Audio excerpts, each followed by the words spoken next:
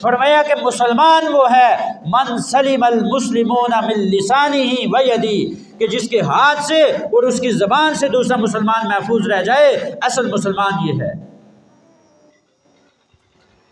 آپ صلی اللہ تعالیٰ علیہ وسلم سے پوچھا گیا کیا مسلمان ڈاکہ ڈال سکتا ہے؟ فرمایا ڈالتا ہے۔ کیا مسلمان کسی کو تکلیف دے سکتا ہے؟ فرمایا کسی کو تکلیف نہیں دے سکتا اور جھوٹ نہیں بول سکتا۔ یہ دو کام مسلمان نہیں کر سکتا، کسی کو تکلیف نہیں دے سکتا اور جھوٹ نہیں بول سکتا۔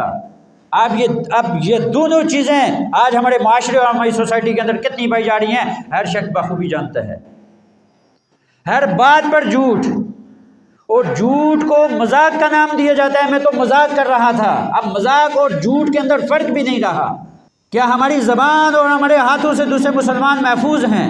ہم اپنی سوسائٹی کے اندر دیکھیں، ہم اپنے پڑوس میں دیکھیں، کیا ہمارا پڑوسی ہماری تکلیفوں سے محفوظ ہے یا نہیں ہے؟ سارے گھر کا کچرا اٹھا کر اس کے گھر کے سامنے ڈال دیا جاتا ہے، کیا اس کو تکلیف نہیں ہوتی؟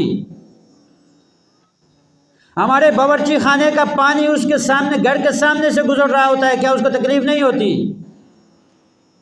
ہمارے بچوں کے شور سے کیا ہمارے پڑوسی کو تکلیف نہیں ہو رہی؟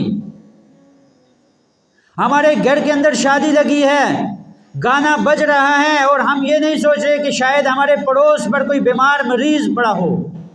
اب یہ ساری چیزیں پوری کرنا کس کی ذمہ داری ہے؟ کیا ہماری ہے یا کوئی اور نئی مخلوق آئے گی؟ میرے بھائیو، یہ ہماری ذمہ داری ہے۔ صرف یہی نہیں ہے کہ رمضان میں ہم نمازیں پڑھیں، ذکر و اذکار کریں، تلاوت کریں اور بس ہم یہ کہیں کہ ہم نے رمضان کا حق ادا کر دیا ہے۔ یہ ساری چیزیں ہمیں چھوڑنی ہوں گی۔ اگر کوئی ملاوٹ کر رہا ہے تو وہ ملاوٹ چھوڑے،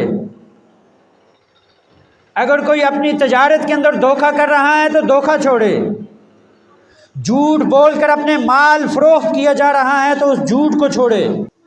میرے بھائیو، اگر یہ ساری چیزیں چھوڑ کر ہم نے روزہ بھی رکھا، رات کو قیام بھی کیا، تراویح بھی پڑھی، تو پھر میرا اللہ اعلان کرتا ہے الصوم لی وانا اجزی بہ، یہ روزہ جب میرے پاس لے کر آؤ گے نا، میں اپنی شان کے مطابق تمہیں بدلہ عطا فرماؤں گا۔